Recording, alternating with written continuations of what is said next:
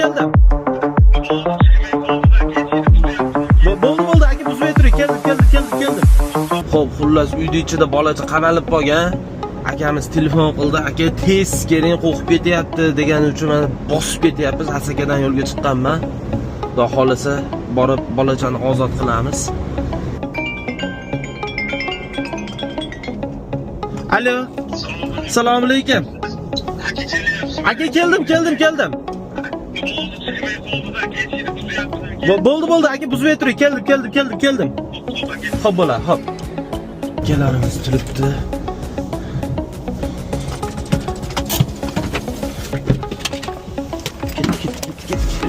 Assalomu alaykum. Aka, charchanasiz? Aka, sog'ligingiz yaxshimi? Bo'ldi, keldim aka.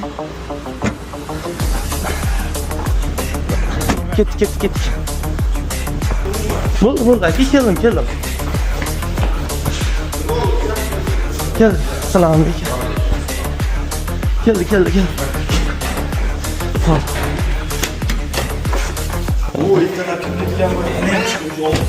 Bo'ldi aka.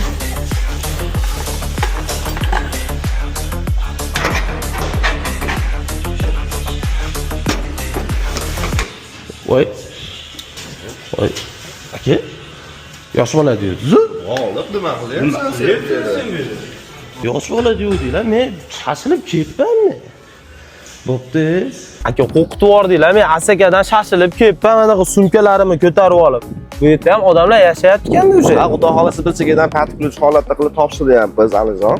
Uylarimizni, xo'p, bir xonali, ikki xonali uylarni boshqa to'lovsiz, bir dona pasportni evaziga qilib beryapmiz. Alijon, siz ham ovora qilib qo'ydingiz. Xudo xolasa siz nomingizdan kelgan odamlarga shu uylarimiz hozir ozgina qolgan. Ha. Juda ham chiroyli bonuslari bilan qilib beramiz. Uy haqida ma'lumot bo'lsa, shu nomerlarga telefon qilinsin yoki Bo'ston ishxonada ofisimiz bor. Bemalol ofisga kelib, uylarni ko'rsa bo'ladi.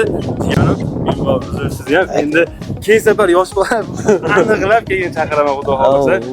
Adilada. Aka, mana shu pulni anaqalarga chegirma qilib berasiz. Obunachilaringga. Siz nomingizdan kelsa, adosha chegirma qilib beramiz. Rahmat aka. Mayli, salomat bo'ling. Xo'p, charchamang.